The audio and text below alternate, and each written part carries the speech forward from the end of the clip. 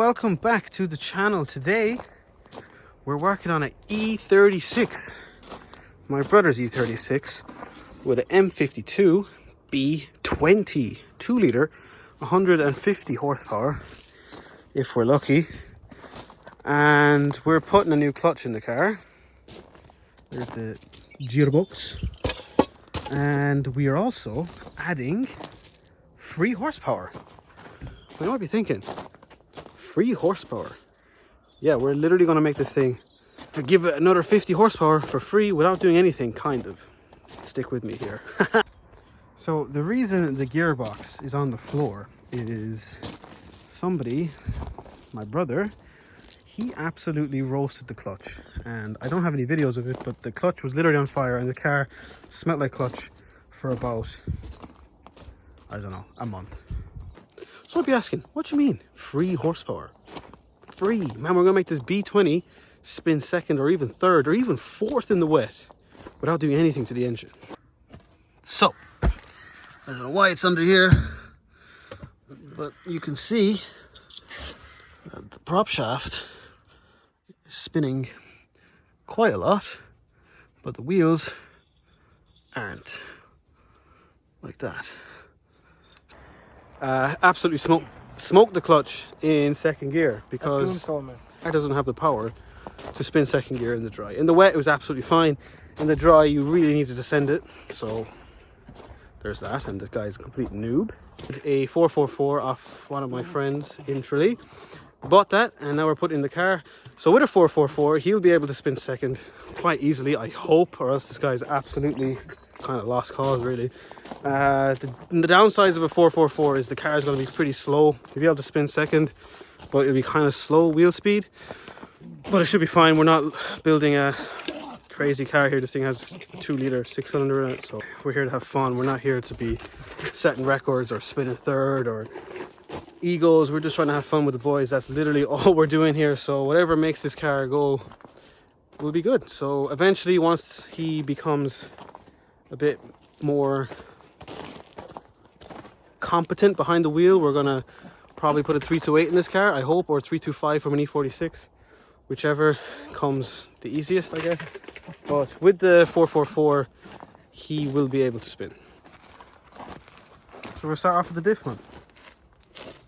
So let's go from back up then. Back up, yeah, let's back it up now. So we got the diff back in. As you can see, we got a 444. Put the shafts back in, and then put the prop shaft back on and put the box in. Still need to do the exhaust.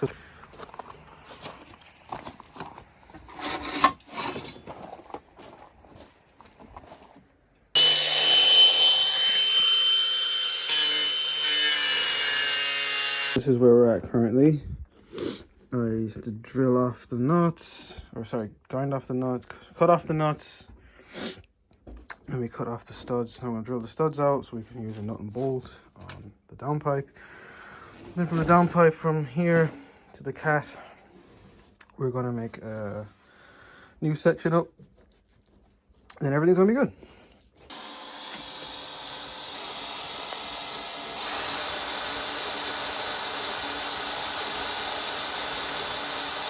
Lift it up. So we have knotted and bolted it. Put it back on. And now we need to do that to the other one. And then, yeah.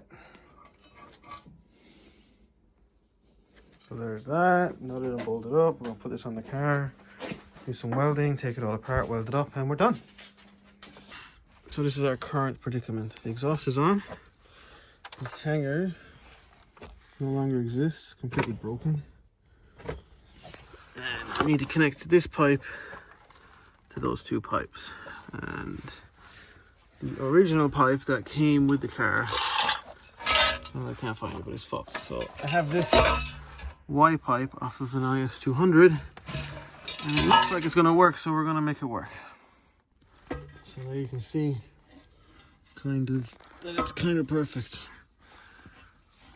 We're just making stuff work that we have lying around, so let's send it. Okay, so one of the M52 downpipes is slightly thicker than the other one, so we've just sleeved it. I used some of this to go onto this, to go on this. So then this slides right over them, and then we can weld it up. And nice weld in here, not a butt weld, and then we'll be able to have a minty exhaust for cuz. Fucking mint. So there's the sleeve, there's the other pipe, down pipe, I don't know what you call this, into that, and then that'll go into the cat back, and we're done. It's a bit darker outside, but there we go. Got the M52 down pipes onto IS200 Y pipe. New few bits, we got exhaust hangers, gaskets. We're going to finish up this exhaust today and hopefully put the prop shaft in and do the steering linkage, and finish off the exhaust. I think I said that. And I want to do a Bernie, man. I want to see this 444 rip a fat one, man. So I'm under the car now. There's the prop shaft back on, and the 444 diff is in, and we just got new exhaust hangers. Fairly sick. Now we're gonna have to cut this off because see it's touching here. That's all right because we have to put on the down pipes, which are there, and we're gonna have to make up the rest of the exhaust pretty much from that black burnt bit to that black burnt. Now this Ryobi electric ratchet is a fucking lifesaver because I can grab this, get it right on top of the stud or whatever, the nut, just run them in. Like 10 of them on in like the space of 3 minutes, so absolute lifesaver.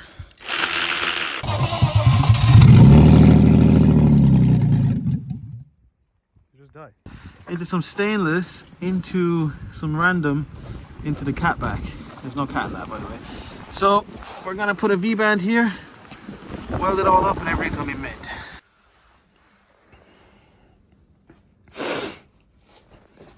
I'm not gonna show you my boogers, but she's mint. Just fell off the table and didn't break in half, so we're good. All right, that is the finished product. We got some new exhaust hangers, and now the thing is sick. And my original yellow Lexus, that's the Y pipe from it, so yeah, I still own that.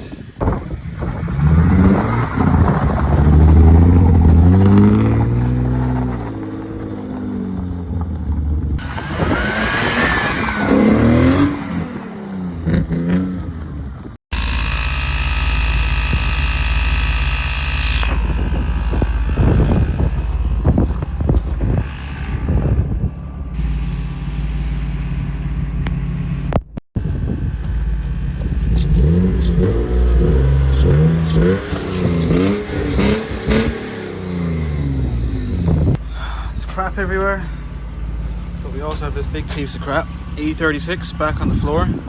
A lot of blow by, don't worry about that. Fix the brakes, fix the misfire, normal E36 things. So we got the 4.4, the new box, new clutch. Biting point on the clutch is super low, and we need to adjust that somehow, or maybe that's just the clutch, or maybe that's just the 4.44, but it's really low. Yeah, let's break in the clutch.